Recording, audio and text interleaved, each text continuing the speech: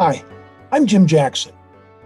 Not long ago, I was talking with a Muslim friend who said Muslims love Jesus more than Christians. I asked why he said that, and he told me, well, we Muslims follow Jesus' commands, and you Christians don't. I asked him for an example, and he said that Christians eat pork, but not Muslims. He had never read Mark chapter 7, so he did not have any idea what Jesus taught about defilement from eating foods. Now, you can look it up, but Jesus was concerned about the spiritual defilement that come from sins like lust, deceit, and pride that come out of a man's heart, and not the physical food that goes into his stomach and is digested. Later, I thought about Jesus' words in John 14:21. The one who has my commandments and keeps them is the one who loves me. My friend really had no idea what Jesus commanded. I developed these brief lessons for him and other Muslims who regard Jesus as a prophet, but who have never read the Injil and thus don't know what Jesus taught. Lessons 4, 5, and 6 present Jesus' longest set of commands and teaching, commonly called the Sermon on the Mount. What did the prophet Jesus teach? Number 4 in a series, True Righteousness. In the Injil, the prophet Jesus condemned the hypocrisy of the religious leaders of his day who performed religious exercises like ceremonial washings that did not affect their inner beings. Woe to you, scribes and Pharisees, hypocrites! For you clean the outside of the cup and of the dish, but inside they are full of robbery and self-indulgence. He continued, Woe to you, scribes and Pharisees, hypocrites! For you are like whitewashed tombs, which on the outside appear beautiful, but inside they are full of dead men's bones and all uncleanness. So you too outwardly appear righteous before men, but inwardly you are full of hypocrisy and lawlessness. That was from Matthew chapter 23. Now here is the prophet Jesus' teaching on true righteousness. Please note, I will skip reading the section titles. Although they help the reader focus on the subjects addressed, they're not part of the actual biblical text. When Jesus saw the crowds, he went up on the mountain and sat down. His disciples came to him, and he began to teach them, saying, Blessed are the poor in spirit, for theirs is the kingdom of heaven. Blessed are those who mourn, for they will be comforted. Blessed are the meek, for they will inherit the earth. Blessed are those who hunger and thirst for righteousness, for they will be filled. Blessed are the merciful, for they will be shown mercy. Blessed are the pure in heart, for they will see God. Blessed are the peacemakers, for they will be called sons of God. Blessed are those who are persecuted because of righteousness, for theirs is the kingdom of heaven. Blessed are you when people insult you, persecute you, and falsely say all kinds of evil against you because of me. Rejoice and be glad, because great is your reward in heaven. For in the same way they persecuted the prophets before you. You are the salt of the earth. But if the salt loses its savor, how can it be made salty again? It is no longer good for anything except to be thrown out and trampled by men. You are the light of the world. A city on a hill cannot be hidden. Neither do people light a lamp and put it under a basket. Instead, they set it on a stand, and it gives light to everyone in the house.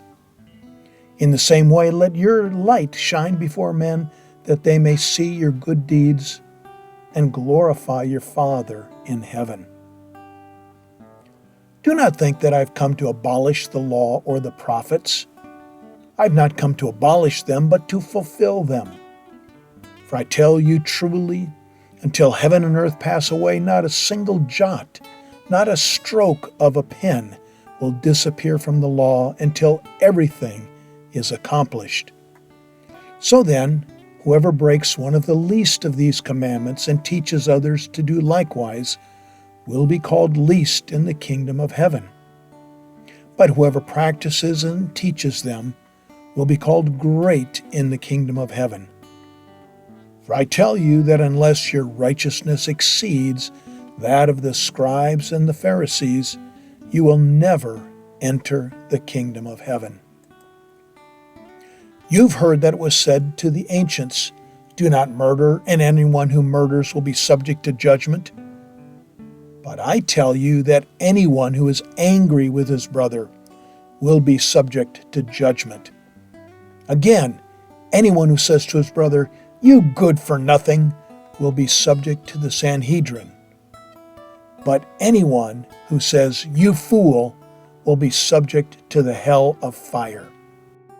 So if you are offering your gift at the altar, and there remember that your brother has something against you, leave your gift there before the altar. First go and be reconciled to your brother, and then come and offer your gift. Reconcile quickly with your adversary while you are still on the way to court. Otherwise, he may hand you over to the judge, and the judge may hand you over to the officer, and you may be thrown into prison. Truly, I tell you, you will not get out of there until you have paid the last penny. You have heard that it was said, "Do not commit adultery." But I tell you that anyone who looks at a woman to lust after her has already committed adultery with her in his heart. If your right eye causes you to sin, gouge it out and throw it away. For it is better for you to lose one part of your body than for your whole body to be thrown into hell. And if your right hand causes you to sin, cut it off and throw it away. It is better for you to lose one part of your body than for your whole body to depart into hell. It has been said, "Whoever divorces his wife must give her a certificate of divorce." But I tell you that anyone who divorces his wife, except for sexual immorality, brings adultery upon her, and he who marries a divorced woman commits adultery. Again, you've heard that it was said to the ancients, "Do not break your oath, but fulfill your vows to the Lord." But I tell you not to swear at all, either by heaven, for it is God's throne, or by the earth, for it is his footstool, or by Jerusalem, for it is the city of the great king. Nor should you swear by your head, for you cannot make a single hair white or black. Simply let your yes be yes, and your no, no. Anything more comes from the evil one. You have heard that it was said, "Eye for eye and tooth for tooth." But I tell you not to resist an evil person. If someone slaps you on your right cheek, turn to him the other also. If someone wants to sue you and take your tunic, let him have your cloak as well. And if someone forces you to go 1 mile, go with him 2 miles. Give to the one who asks you, and do not turn away from the one who wants to borrow from you. You have heard that it was said, "Love your neighbor and hate your enemy." But I tell you, love your enemies and pray for those who persecute you, that you may be sons of your Father in heaven. He causes his sun to rise on the evil and the good, and sends rain on the righteous and the unrighteous. If you love those who love you, what reward do you get? Do not even tax collectors do the same? And if you greet only your brothers, what are you doing more than others? Do not even Gentiles do the same? Be perfect, therefore, as your heavenly Father is perfect. The first part of the prophet Jesus' teachings, the blessed are, is wonderfully encouraging. Later, he taught very difficult things. He acknowledged that it is against the law of the prophet Moses to commit adultery, but then he said to even look at a woman with lust is to perform adultery in your heart.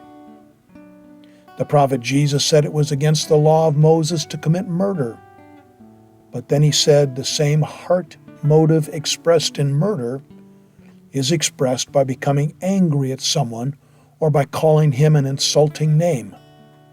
Furthermore, such an expression from the heart should be judged severely. No human being can live up to the standards that the prophet Jesus put forth in this teaching. If this was all that he taught, then there would be no hope for any of us to stand before God in judgment.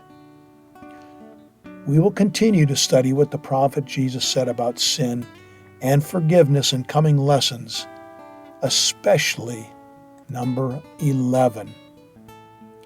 If you have a public comment about this passage from the Injil, please use the comment box. If you have a question, email me, and I will do my best to respond. Now I hope you will join me for number 5 of this series to listen to the next part of this sermon when the prophet Jesus taught about our relationship with God.